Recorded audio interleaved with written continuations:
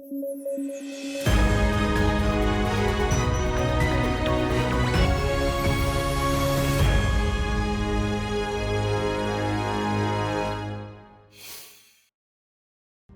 साल 3 मार्च को world wild life day मनाया जाता है और इस साल यानी 2024 की थीम रही connecting people and planet, exploring digital innovation in wild life conservation.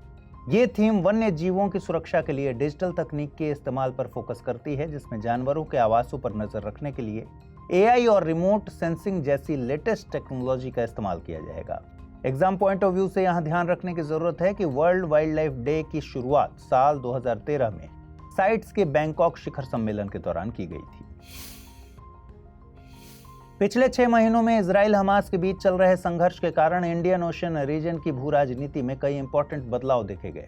इस बार इंडियन ओशन रीजन के महत्व को देखते हुए नौसैनिक कमांडरों का सम्मेलन हाइब्रिड मोड यानी समुद्र और स्थल दोनों में आयोजित किया जाएगा। इसका पहला संस्करण 5 मार्च से शुरू होने वाला है, जिसमें भारतीय नौसेना की ट्विन कैरियर ऑपरेशन संचालित करने की क्षमता का प्रदर्शन होगा। यह सम्मेलन नौसेना कमांडरों के लिए समुद्री सुरक्षा से रिलेटेड स्ट्रेटेजिक, ऑपरेशनल और प्रशासनिक मामलों पर विचार विमर्श करने के लिए एक मंच के रूप में काम करता है।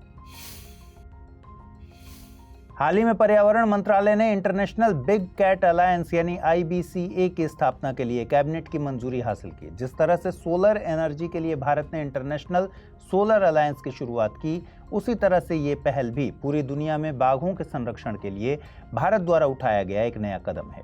आपको बता दें कि IBCA बनाने का प्रस्ताव 2010 में सेंट पीटर्सबर्ग टाइगर शिखर सम्मेलन में सामने आया था। इसमें 2022 तक बाघों की संख्या दोगुनी करने के लिए वैश्विक सहयोग की मांग की गई थी। हाल ही में नई दिल्ली में डिफेंस कनेक्ट 2024 आयोजित किया गया। इसमें रक्षा मंत्री ने स्ट्रेटेजिक डिफेंस टेक्नोलॉजी में इनोवेशन को बढ़ावा देने के लिए अदिति योजना शुरू की। अदिति का फुल फॉर्म है acing development of innovative technology with innovations and defence excellence. इस योजना के तहत डिफेंस टेक्नोलॉजी वाले स्टार्टअप को रिसर्च, डेवलपमेंट और इनोवेशंस के लिए 25 करोड़ रुपए तक की सहायता राशि दी जा सकेगी। यहां ध्यान रखने की जरूरत है कि इस योजना के लिए शुरुआत में 750 करोड़ रुपए का बजट रखा गया है और इस योजना का मकसद 2025-26 तक लगभग 30 deep tech strategic defence technology को विकसित करना है। केंद्रीय इस्पात मंत्री ने हाल ही में जिंदल स्टेनलेस लिमिटेड के हिसार प्लांट में भारत के पहले ग्रीन हाइड्रोजन प्लांट का वर्चुअल उद्घाटन किया। आपको बता दें कि यह स्टील इंडस्ट्री में ऑफ ग्रिड और फ्लोटिंग सोलर वाला दुनिया का पहला ग्रीन हाइड्रोजन प्लांट होगा। इसका लक्ष्य कार्बन उत्सर्जन को लगभग 2700 मीट्रिक टन प्रति वर्ष कम करना है। जैसा कि हम जानते हैं कि भारत का लक्ष्य 2070 तक नेट जीरो कार्बन एमिशन वाली अर्थव्यवस्था बनना है, इसलिए यह पहल ग्रीन ग्रोथ और ग्रीन जॉब्स दोनों के लेवल पर इंडियन इकोनॉमी को मजबूत करेगी। ग्रे जोन वॉरफेयर पिछले कुछ समय से चर्चा में रहा तथा हाल ही में रायसीना डायलॉग के 9वें संस्करण में भारत के चीफ ऑफ डिफेंस स्टाफ ने ग्रे जोन वॉरफेयर का जिक्र अपने स्पीच में भी किया। यहाँ ग्रे जोन वॉरफेयर आमतौर पर एक मध्य या अस्पष्ट स्थान को संदर्भित करता है जो अंतर्राष्ट्रीय संबंधों में प्रत्यक्ष संघर्ष और शांति के बीच मौजूद होता है, अर्थात दो देशों के बीच खींचातानी वाला क्षेत्र और यहाँ जहाँ यथास्थिति को बदलने के लिए कुछ खुराफात की जा रही हो तथा जिसका परिणाम युद्ध या सैन्य कार्रवाई को प्रेरित करता हो। उदाहरण के लिए दक्षिण चीन सागर में चीन की गतिविधियां उस क्षेत्र को ग्रे जोन वॉरफेयर बनाती हैं। भारत और श्रीलंका ने कोलंबो में हाइब्रिड नवीकरणीय ऊर्जा प्रणाली परियोजना से जुड़े एक समझौते पर दस्तखत किए। यह समझौता भारत सरकार, श्रीलंका सस्टेनेबल एनर्जी अथॉरिटी और एक भारतीय निजी कंपनी के बीच हुआ है। यह परियोजना जाफना के पास 3 द्वीपों डेल्फ्ट, नैनातिवु और अनालाईतिवु पर केंद्रित होगी। दरअसल यह परियोजना इसलिए भी महत्वपूर्ण हो जाती है क्योंकि श्रीलंकाई कैबिनेट ने सबसे पहले इन 3 द्वीपों में नवीकरणीय ऊर्जा परियोजनाओं के लिए चीन की कंपनी को मंजूरी दी थी तथा कंपनी को एशियाई विकास बैंक द्वारा समर्थित प्रतिस्पर्धी बोली के माध्यम से चुना गया था। केंद्रीय सहकारिता मंत्री ने हाल ही में राष्ट्रीय शहरी सहकारी वित्त और विकास निगम लिमिटेड NUCFDC का शुभारंभ किया। यह शहरी सहकारी बैंकों के लिए अम्ब्रेला संगठन के रूप में काम करेगा। इसे गैर बैंकिंग वित्त कंपनी के रूप में काम करने के लिए भारतीय रिजर्व बैंक से पंजीकरण प्रमाण पत्र प्राप्त हुआ है तथा यह एक स्वनियामक संगठन के रूप में काम करेगी। इस पहल का उद्देश्य शहरी सहकारी बैंकिंग क्षेत्र को आधुनिक और मजबूत बनाना है। जिससे बैंकों और उसके ग्राहकों दोनों को लाभ होगा। हाल ही में बिहार के पटना में राष्ट्रीय डॉल्फिन अनुसंधान केंद्र का उद्घाटन किया गया। यह गंगा नदी डॉल्फिन के संरक्षण पर अनुसंधान के लिए भारत का पहला केंद्र होगा। आपको बता दें कि गंगा नदी की डॉल्फिन दुनिया की 4 मीठे पानी की डॉल्फिन प्रजातियों में से एक है। यह एक दृष्टिहीन जलीय मांसाहारी जीव है जो शिकार करने के लिए पराश्रव्य ध्वनियों का उत्सर्जन करती है। यह भारत के राष्ट्रीय और उत्तर प्रदेश के राजकीय जलीय जीव के रूप में नामित है। हाल ही में बुर्किना फासो में विद्रोहियों द्वारा लगभग 170 लोगों की कथित तौर पर हत्या कर दी गई। विद्रोहियों द्वारा उत्तरी बुर्किना फासो के 3 गांवों में किए गए हमलों में महिलाओं और बच्चों को भी नहीं छोड़ा गया। दरअसल बुर्किना फासो अल-कायदा और इस्लामिक स्टेट समूह से जुड़े विद्रोहियों द्वारा छेड़े गए जिहादी विद्रोह से जूझ रहा है। आपको बता दें कि बुर्किना फासो पश्चिम अफ्रीका में एक लैंड लॉक्ड कंट्री है। इसकी सीमा उत्तर पश्चिम में माली, उत्तर पूर्व में नाइजर, दक्षिण पूर्व में बेनिन, दक्षिण में टोगो और घाना और दक्षिण पश्चिम में आइवरी कोस्ट से लगती है। इसे पहले रिपब्लिक ऑफ अपर वोल्टा भी कहा जाता था। इसकी राजधानी और सबसे बड़ा शहर ओगाडोगू है। हाल ही में एनसीपीसीआर यानी राष्ट्रीय बाल अधिकार संरक्षण आयोग ने अश्लील और आपत्तिजनक सामग्री के मामले में उल्लू ऐप के खिलाफ सरकार से कार्रवाई की मांग की। यह ऐप पोक्सो एक्ट की धारा 11 और सीपीसीआर एक्ट की धारा 13 का उल्लंघन करता है। आपको बता दें कि राष्ट्रीय बाल अधिकार संरक्षण आयोग बाल अधिकार संरक्षण आयोग अधिनियम 2005 की धारा 3 के तहत गठित एक वैधानिक निकाय है। यह महिला और बाल विकास मंत्रालय के प्रशासनिक नियंत्रण में आता है। यह यौन अपराधों से बच्चों के संरक्षण अधिनियम 2012 अर्थात पोक्सो एक्ट के कार्यान्वयन की निगरानी भी करता है। हाल ही में स्वीडिश रक्षा कंपनी साब ने हरियाणा में कार्ल गुस्ताफ M4 हथियार प्रणालियों के निर्माण की योजना की घोषणा की है। इसके साथ ही साब 100% FDI की मंजूरी पाने वाली भारत की पहली विदेशी रक्षा कंपनी बन गई है तथा यह स्वीडन के बाहर कार्ल गुस्ताफ M4 के लिए साब का पहला विनिर्माण संयंत्र होगा। M4 हथियार प्रणाली विभिन्न प्रकार के गोला बारूद दागने में सक्षम है। इसमें एंटी आर्मर और इल्यूमिनेशन राउंड शामिल हैं। इनकी अधिकतम सीमा 1500 मीटर तक है। साइबर धोखाधड़ी की जांच के लिए हाल ही में केंद्रीय संचार मंत्री अश्विनी वैष्णव द्वारा डिजिटल इंटेलिजेंस प्लेटफॉर्म और चक्षु पोर्टल को लॉन्च किया गया है।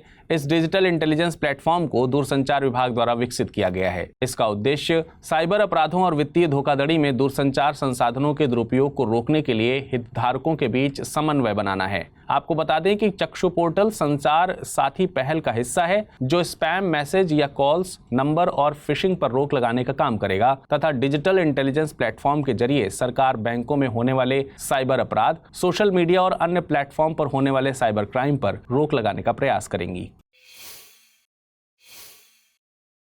हाल ही में WBL रिपोर्ट यानी महिला व्यवसाय और कानून रिपोर्ट 2024 जारी की गई है। यह रिपोर्ट वर्ल्ड बैंक द्वारा प्रकाशित की गई है तथा यह रिपोर्ट का 10वां संस्करण है। यह एक वार्षिक रिपोर्ट है जो अर्थव्यवस्थाओं में महिलाओं के आर्थिक अवसर को प्रभावित करने वाले कानूनों और विनियमों का विश्लेषण करती है। इस रिपोर्ट में 8 संबंधित क्षेत्रों गतिशीलता, कार्यस्थल, वेतन, विवाह, पितृत्व, उद्यमिता, संपत्ति और पेंशन को शामिल किया जाता है। यदि रिपोर्ट के मुख्य बिंदुओं की बात करें तो विश्व स्तर पर इस सूचकांक में किसी भी देश को पूर्ण अंक नहीं मिला है, जो दर्शाता है कि महिलाओं को किसी भी देश में समान अधिकार प्राप्त नहीं है। वहीं भारत की रैंकिंग में सुधार देखने को मिला है जो 190 देशों में 113 स्थान पर है तथा इस रिपोर्ट के अनुसार भारतीय महिलाओं को पुरुषों को दिए गए अधिकारों के 60% कानूनी अधिकार ही प्राप्त हैं, जो वैश्विक स्तर पर प्राप्त औसत अधिकारों से कम है।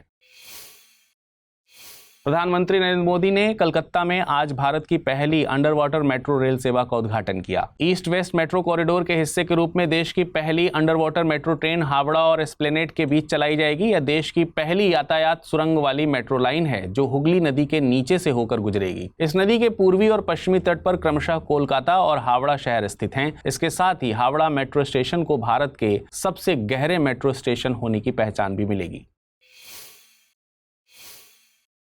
हाल ही में खेल मंत्रालय ने तत्काल प्रभाव से भारतीय पैरा ओलंपिक समिति का निलंबन वापस लिया है। दरअसल यह निर्णय 6 मार्च से 15 मार्च तक नई दिल्ली में शुरू हो रहे विश्व शूटिंग पैरा स्पोर्ट्स विश्व कप को ध्यान में रखकर लिया गया है, क्योंकि यह आयोजन भारतीय पैरालंपिक समिति की मेजबानी में किया जाएगा। भारतीय पैरालंपिक समिति पर लगा यह निलंबन कार्यकारी समिति का कार्यकाल समाप्त होने के बाद चुनाव कराने में देरी और उसके दिशा निर्देशों का पालन न करने के कारण लगाया गया था और इसी साल फरवरी में उसकी मान्यता निलंबित कर दी गई थी। आपको बता दें कि भारतीय पैरालंपिक समिति समिति भारत में विकलांग व्यक्तियों के लिए पैरा खेलों के प्रचार और विकास के लिए एक शीर्ष निकाय है। यह कर्नाटक सोसाइटी पंजीकरण अधिनियम 1960 के तहत पंजीकृत है और भारत सरकार के खेल एवं युवा मंत्रालय तथा अंतर्राष्ट्रीय पैरालंपिक समिति द्वारा मान्यता प्राप्त है।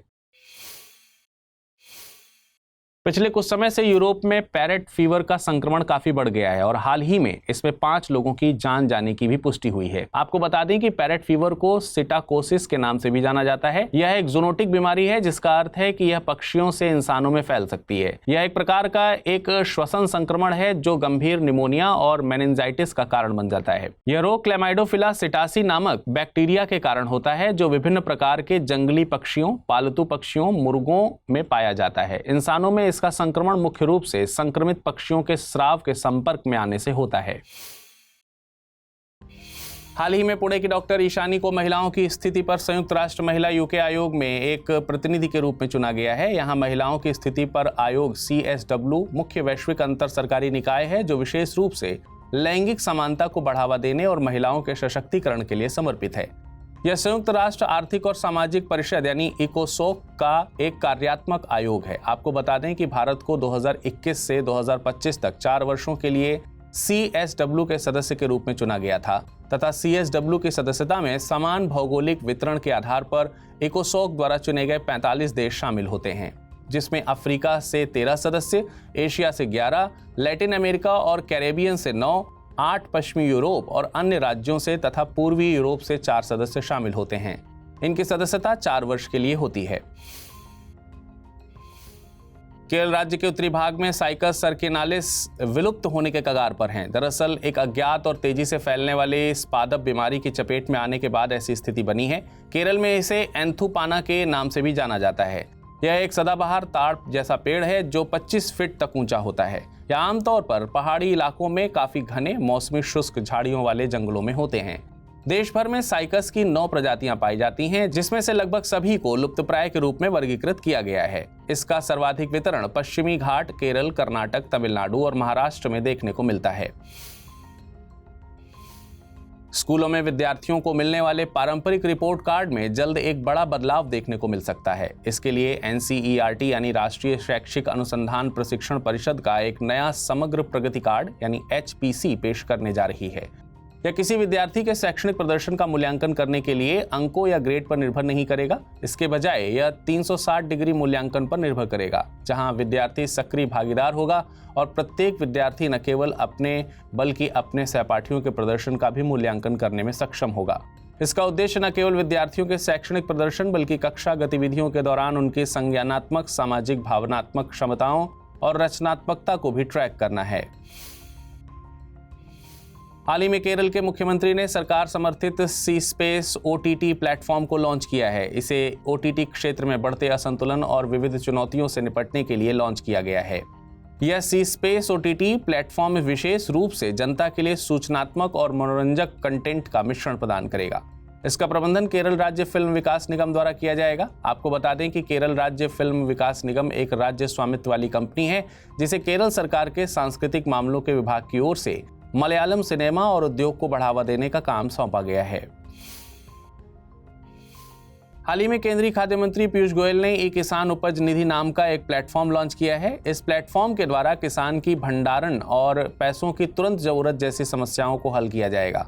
इसके तहत किसान warehousing development and regulatory authority यानी WDRA के रजिस्टर्ड गोदामों में अपनी फसल रखकर लोन ले सकेंगे तथा यह लोन किसानों को कुछ भी गारंटी यानी कि गिरवी रखे बिना 7% की ब्याज दर पर आसानी से मिल सकेगा। 8 मार्च को अंतर्राष्ट्रीय महिला दिवस के रूप में मनाया जाता है। प्रत्येक वर्ष इस दिवस को मनाए जाने के पीछे कारण महिलाओं की सामाजिक, आर्थिक, सांस्कृतिक और राजनीतिक उपलब्धियों को मान्यता देना है।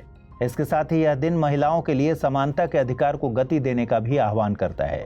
संयुक्त राष्ट्र ने इस साल अंतर्राष्ट्रीय महिला दिवस की थीम रखी है महिला सशक्तिकरण में निवेश, प्रगति को बढ़ावा देना तथा महिलाओं के आर्थिक सशक्तिकरण अभियान की थीम है समावेशीकरण को प्रोत्साहन देना। आपको बता दें कि पहला अंतर्राष्ट्रीय महिला दिवस मार्च 1911 में आयोजित किया गया था और इसे मनाए जाने का प्रस्ताव 1910 में कोपेनहेगन में कामकाजी महिलाओं के लिए अंतर्राष्ट्रीय सम्मेलन के दौरान क्लारा जेटकिन नाम की एक महिला ने रखा था। हाल ही में अटल इनोवेशन मिशन, नीति आयोग और मेटा ने फ्रंटियर टेक्नोलॉजी लैब्स लॉन्च करने की घोषणा की। इसे मेटा द्वारा वित्त पोषित किया जाएगा और अटल नवाचार मिशन इसका ज्ञान भागीदार होगा, नॉलेज पार्टनर होगा। इस पहल का उद्देश्य सरकार के डिजिटल समावेशन, कौशल और विकास के एजेंडे को आगे बढ़ाना है। यह अत्याधुनिक बुनियादी ढांचे से सुसज्जित अटल टिंकरिंग लैब का एक उन्नत संस्करण है। इसमें विद्यार्थियों को आर्टिफिशियल इंटेलिजेंस, ब्लॉकचेन, साइबर सुरक्षा, रोबोटिक्स, 3D प्रिंटिंग और इंटरनेट ऑफ थिंग्स जैसी टेक्नोलॉजीज का उपयोग करके नवाचार करने जैसे विकल्प शामिल किए जाएंगे। प्रधानमंत्री नरेंद्र मोदी ने आज भारत मंडपम से नेशनल क्रिएटर्स अवार्ड प्रदान किए। यह पुरस्कार पहली बार प्रदान किया जा रहा है। इसकी शुरुआत कथा वाचन, सामाजिक बदलाव, पर्यावरणीय संवहनीयता और शिक्षा सहित अन्य क्षेत्रों में उत्कृष्टता को बढ़ावा देने के उद्देश्य से की जा रही है और इसका उद्देश्य सकारात्मक बदलाव के लिए रचनात्मकता को प्रोत्साहन देना है। इसमें सर्वोत्तम कथावाचक पुरस्कार सहित 20 श्रेणियों में क्रिएटर को अवार्ड दिए जाएंगे। इनमें रूपांतरकारी परिवर्तन, सामाजिक बदलाव की दिशा में सर्वोत्तम क्रिएटर, सर्वाधिक प्रभावकारी कृषि सर्जक, वर्ष का सांस्कृतिक दूत, हरित चैंपियन अवार्ड और अंतर्राष्ट्रीय क्रिएटर अवार्ड शामिल हैं। छत्तीसगढ़ स्थित गेवरा खदान एशिया की सबसे बड़ी कोयला खदान बनने के लिए तैयार है और यह उत्पादन के मामले में इंडोनेशिया की संगट्टा खदान से आगे निकल जाएगी। कोल इंडिया की सहायक कंपनी साउथ ईस्टर्न कोल फील्ड्स लिमिटेड (SECL) यहाँ उत्खनन और प्रबंधन का काम करती है। दरअसल खदान को हाल ही में अपनी मौजूदा उत्पादन क्षमता 52.5 मिलियन टन से बढ़ाकर 70 मिलियन टन प्रति वर्ष करने के लिए पर्यावरणीय मंजूरी मिली है। यह निर्णय देश की ऊर्जा जरूरतों को पूरा करने में SECL की मेगा परियोजनाओं में से एक गेवरा कोयला खदान की भूमिका को ध्यान में रखते हुए लिया गया। आपको बता दें कि SECL एक मिनी रत्न कंपनी है और कोल इंडिया की 8 पूर्ण स्वामित्व वाली सहायक कंपनियों में से एक है। एशिया की सबसे बड़ी फील्ड फायरिंग रेंज में भारत की तीनों सेनाएं सबसे बड़ा भारत शक्ति युद्धाभ्यास शुरू करने जा रही हैं। यह फायरिंग रेंज राजस्थान के जैसलमेर जिले में है। 12 मार्च से शुरू होने वाले इस युद्धाभ्यास को देखने के लिए प्रधानमंत्री नरेंद्र मोदी भी जा सकते हैं। आपको बता दें कि भारत शक्ति एक प्रमुख त्रिसेवा अभ्यास है जिसमें स्थल सेना, वायुसेना और नौसेना गोलीबारी का प्रदर्शन करती हैं। इस युद्धाभ्यास में तीनों भारतीय सेनाएं देश में निर्मित हथियारों की क्षमता का प्रदर्शन करेंगी और इस युद्धाभ्यास में सिर्फ स्वदेशी तरीके से विकसित किए गए वेपन, प्लेटफॉर्म और सिस्टम्स को शामिल किया जाएगा। हाल ही में झारखंड सरकार ने राज्य विधवा पुनर्विवाह प्रोत्साहन योजना शुरू की। इस योजना के तहत पुनर्विवाह करने वाली विधवा को 2 लाख रुपए की राशि सरकार द्वारा प्रदान की जाएगी। योजना का मूल मकसद विधवाओं को वित्तीय सहायता प्रदान करके और 1 वर्ष के भीतर पुनर्विवाह को प्रोत्साहित करके सशक्त बनाना है। इस योजना का लाभ आयकर दाता, पेंशन भोगी और सरकारी कर्मचारी नहीं उठा सकते। इस योजना की पात्रता में लाभार्थी का झारखंड निवासी होना, लाभार्थी की आयु विवाह योग्य होना, दिवंगत पति का मृत्यु प्रमाण पत्र देना और पुनर्विवाह निबंधन प्रमाण पत्र देना भी अनिवार्य होगा। HIV रोगियों के बीच एंटी रेट्रोवायरल दवा डोल्टेग्रेविर के प्रति प्रतिरोध बढ़ रहा है, जो कि एक चिंता का विषय है। हाल ही में विश्व स्वास्थ्य संगठन द्वारा प्रकाशित एक नई रिपोर्ट से इस बात की पुष्टि होती है। आपको बता दें, यह एक एंटी वायरल दवा है जिसका उपयोग HIV संक्रमण के इलाज के लिए अन्य दवाओं के साथ किया जाता है। यह रक्त में HIV की मात्रा को कम करने और प्रतिरक्षा कोशिकाओं की संख्या को बढ़ाने में मदद करता है। हालांकि यह HIV का इलाज नहीं करता, लेकिन अन्य दवाओं के साथ इसका उपयोग करने से गंभीर संक्रमण की संभावना कम हो जाती है।